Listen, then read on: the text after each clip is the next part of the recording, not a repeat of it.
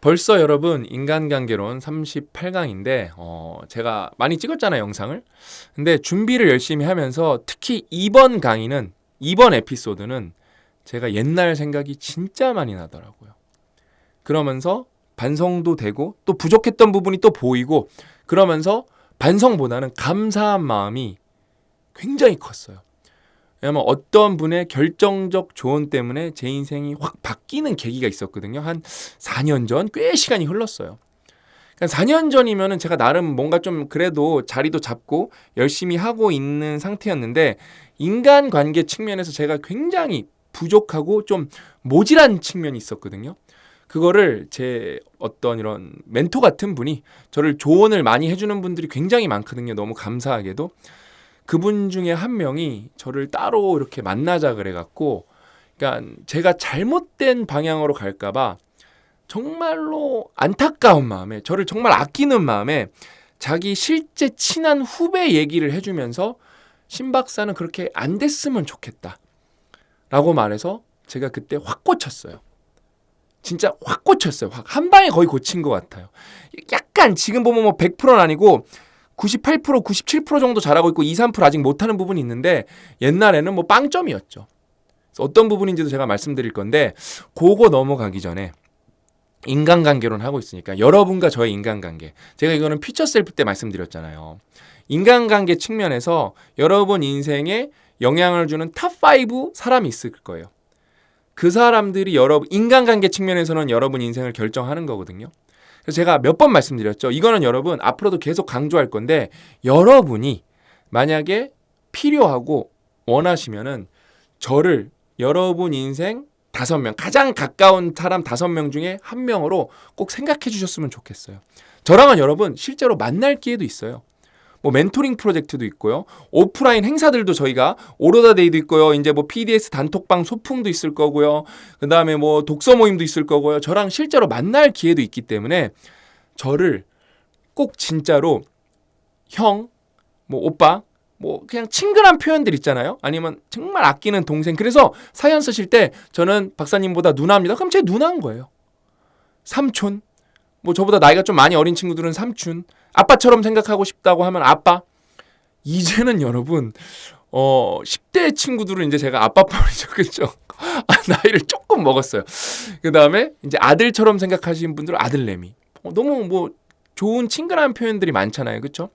왜 그러냐? 제가 왜 이거를 말하냐? 인간관계론 강의라서 더 말하고 싶은데, 제가 어저께 그냥 평소처럼 굉장히 바쁘게 지냈거든요. 근데 이렇게 지내는데, 사실 어제는 이걸 이제 미리 찍고 있으니까 어제는 토요일이었어요. 이제 토요일에 많은 분들은 쉬시잖아요. 저는 일을 정말 열심히 했어요. 어저께만큼 일을 또 열심히 한 날이 최근에 없을 정도로, 왜냐면 미팅이 많아서 쉴 시간이 없었어요.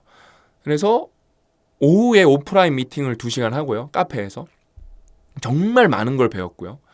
그 다음에 유선, 전화로 미팅을 2개를 했는데, 정말로 막 일반인 분들이 만나기 힘든 분들이에요.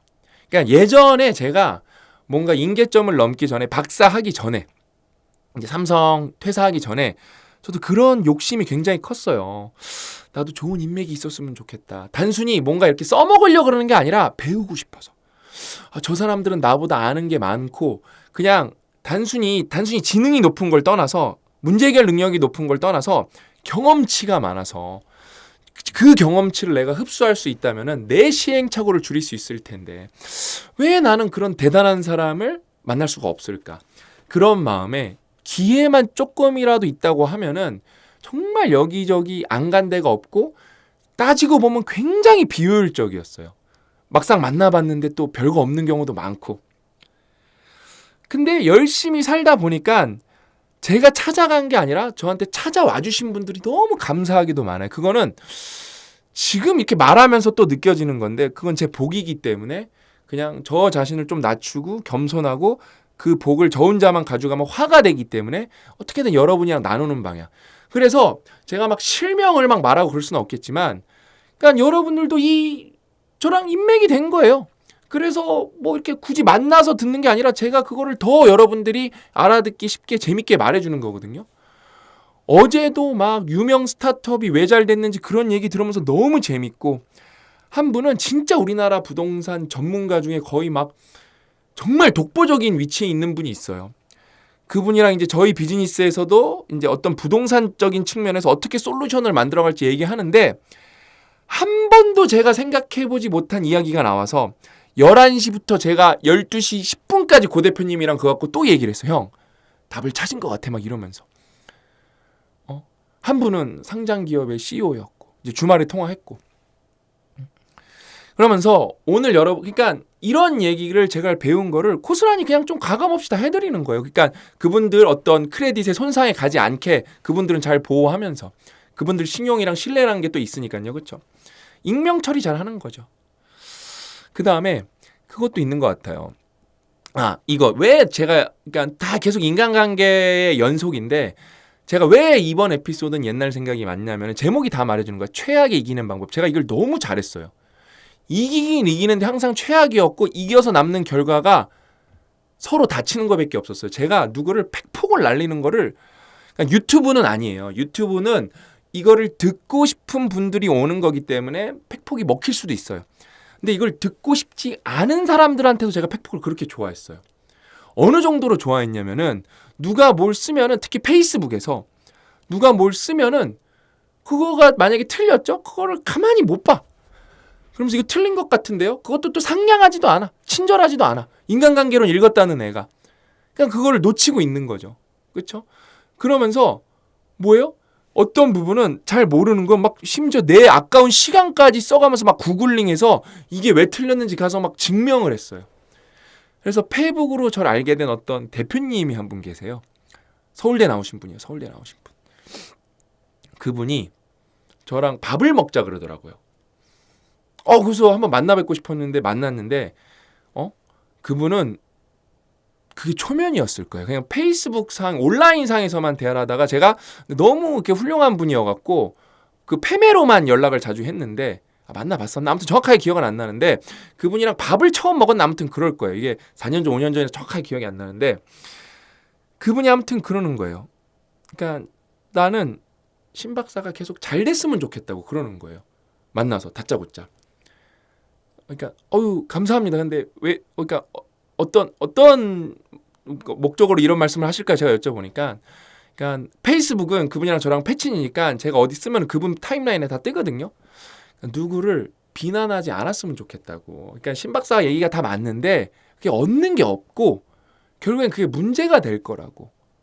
이걸 내가 왜 찾아와서 얘기하냐? 자기가 정말로 아끼던 서울대 후배가 있었대요. 그러니까 서울대 여러분 얼마나 날고 기는 사람이 많겠어요. 그렇죠? 진짜로 많아요. 실제로 서울대는 그냥 단순히 IQ만 높은 게 아니라 똑똑한 분들이 많고 그릿도 강한 분들도 굉장히 많아요. 야, 대단한데? 제가 봐도 그런 분들이 많은데 자기가 정말 아끼는 후배가 있었대요. 근데 그 후배가 저보다 더 심했대요. 온라인상에서 누구를 비판하고 그 다음에 자기 이제 동문에서도 엄청 사람들을 비판하고. 근데 그 친구한테도 후배한테도 똑같은 조언을 해줬는데 그 후배는 몇 번을 해줬는데 이제 가까운 후배니까 학교를 해서 보던 사이고 뭐 정확하게 뭐 몇 학번 차인지 모르겠지만 아무튼 저라보다는 훨씬 가깝잖아요. 학교 같은 선후배니까. 근데 그 후배한테 그렇게 얘기를 많이 했는데 그 후배가 끝내 안 들어서 특히 그 후배가 그 정치 얘기만 나오면 막 개거품을 물고 싸웠대요. 사람들 특히 깔보는 말투로. 그래서 너 인생에 그게 도움이 하나도 안 되는데 안 했으면 좋겠다 그랬는데 끝내 안 해서 그냥 안 보게 됐대요. 그 사람을. 안 보게 됐대요. 그리고 시간을 흘려서 그 사람이 어떻게 사는지 보게 되니까 그냥 아무것도 안 됐대요. 뭐 구체적으로 뭔진 몰라요. 근데 그러니까 그분 입장에서는 이 사람은 뭐 어디 CEO도 했어야 되거나 아니면 뭐 대단한 업적을 내거나 이런 사람이 될 만한 지능과 어떤 그릿을 갖고 있는 사람인데 너무 안타깝게 그런데 허비하고 시간 에너지 낭비하고 적을 만들고 그러니까 아무것도 안 됐다는 거예요. 헛똑똑이 나는 거죠. 헛똑똑이. 그래서 그 사람 생각 그 얘기를 막 구구절절 저한테 만나서 해주시면서 나는 신 박사가 그런 사람이 안 됐으면 좋겠다고. 내가 정말로 우리가 아무튼 몇 번 만나지도 않았어요. 그분은요. 그분은 뭐 살면서 5번도 안 만난 것 같아요. 근데 제가 그때 좀 깨달은 게 컸나 봐요. 그래서 그 이후로 뭘 이렇게 비판 글을 안 썼어요. 그러면서 뭔가 또 까먹어서 충동적으로 한두 번 썼을 수는 있는데, 그러니까 옛날로 따지면은 막 10분의 1에서 100분의 1 스케일 사이로 줄였어요. 그러면서 요즘도 가끔 뭔가 이렇게 비판하고 싶은 글을 쓰고 싶은 충동이 올라오거든요. 쓰다가 지우고 그냥 포스팅 날려버려요. 그게 만약에 없었다면은 뭐 저희 상상스퀘어 매출이라는 게 당연히 우리 고 대표님을 리더로 저희가 팔로우십을 갖고 직원들이랑 열심히 했지만 제 기여가 작지는 않거든요. 근데 계속 그런 활동을 했다면은 지금 여러분이랑 저랑 이 특강 할 수 있었을까? 저는 의문이 들어요. 그러니까 최악으로만 이기고 산 거죠. 최악으로만.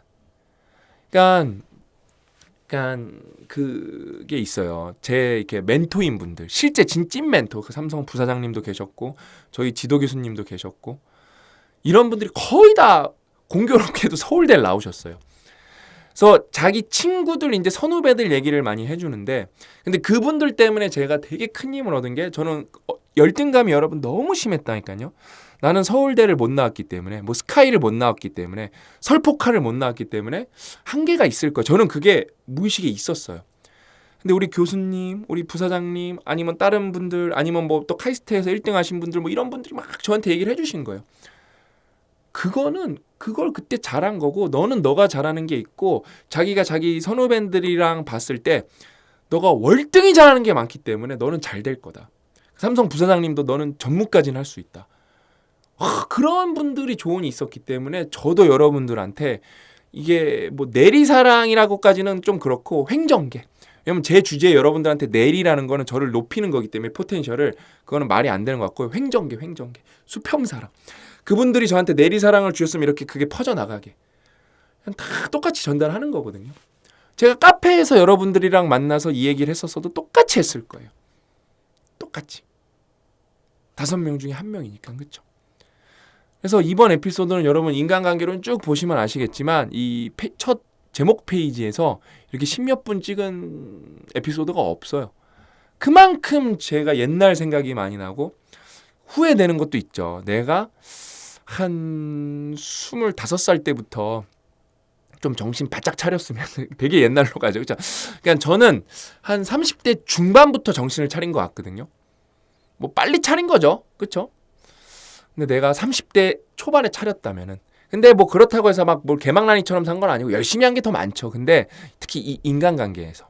근데 저는 20대에 인간관계론을 읽었기 때문에 그나마 나았던 거예요. 그나마. 그냥 제 예를 들어 7년 전, 8년 전 페이스북 이런 걸 보죠. 그냥 비난 글, 그냥 저도 정치적 욕, 뭐 나라 욕, 뭐 아무튼 뭐 이것저것 많이 해요. 그냥. 그 다음에 뭐 썩었다, 뭐 이런 얘기 계속해요. 뭐 그렇겠죠. 근데 그게 참 돌이켜 보면은 그게 그냥 뭔가 이렇게 뭐 비판으로 사회 자정작용이라는 게 어떻게 보면 작용할 수도 있겠지만 무슨 의미였나 싶어요. 이렇게 돌아보면. 그러니까 내 자존감이 낮아서 나조차고 했으면서 뭔가 사회 정의 구현하는 거 마냥 떠들었던 게 부끄럽고 창피하죠.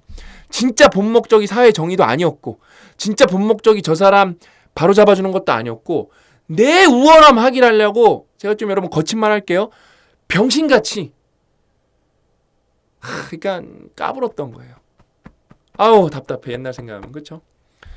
그러니까 여러분 저는 잘난 사람도 아니고요. 제가 말했죠? 제가 허물이 너무 많아서 허물로 이불 덮고 잘 수 있고요. 허물로 한복 지을 수도 있어요. 진짜. 그만큼 제가 부족한 인간인데 수련하는 마음으로 살아가는 거거든요. 여러분들이랑. 진짜 가족적, 이 동지적 마인드를 갖고. 진짜 옛날 생각이 많이 나는 에피소드예요. 그래서 여러분 인간관계는 꼭 읽어보셨으면 좋겠습니다. 그다음에 인간관계를 읽어보신 분들이 진짜 많죠. 그렇죠? 이미 이건 우리나라 읽어보신 분들은 못해도 50만 명은 되지 않을까. 그런데 그분들은 원서 한번 도전해보셨으면 좋겠고, 그다음에 꼭 저희 번역본 읽어보셨으면 좋겠어요. 제가 말씀드렸잖아요. 이게 실제로 제가 감수했을 때 봤던 진짜 미국에서 그 중고 서점에서 이렇게 수입해온 진짜 인간관계론 초판인데, 요 Shortcut to Distinction, 성공으로의 지름길, 로웰 토마스, 이게 심지어 추천사라고 써있지도 않고 인트로덕션이라고 써있어요. 저는 맞는 것 같아요. 인트로덕션이에요. 인트로덕션. 그래서 왜냐면은 이제 이거는 명저의 반열에 올랐기 때문에 데일 카네기가 이 책을 처음 넣었을 때는 명저가 아니었잖아요. 그렇죠? 명저가 됐으면은 작가를 잘 알아야 되거든요. 이 데일 카네기가 어떤 사람인지 알아야 되거든요. 이 12쪽, 11쪽에 제일 잘 설명이 돼 있어요. 데일 카네기가 어떤 사람인지 제일 잘 설명이 돼 있어요.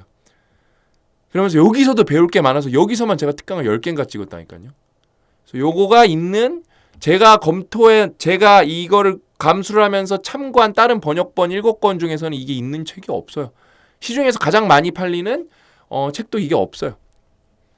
저희 좀 자부심이다. 저희 번역본이 찐 무삭제 완역이다. 유일한, 제가 볼 때는. 제가 다 보진 못했으니까요.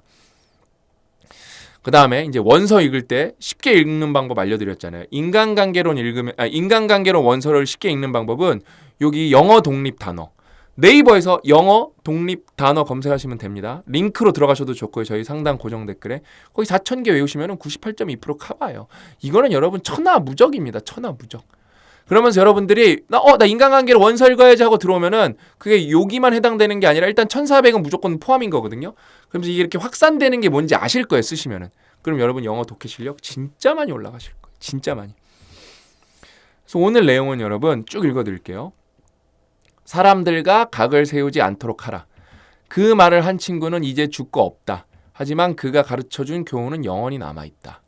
그러니까 여러분 그런 것 같아요. 아까 그 서울대 나오신 그 대표님이 조언을 주셨을 때 제가 만약에 인간관계론을 그렇게 열심히 읽지 않았다면은 그때 그 순간에 못 받아들였을 수도 있을 것 같아요. 이게 그러니까 한 번에 바뀌는 게 아니라 누적 되다 보면 임계점 넘어가는 거거든요.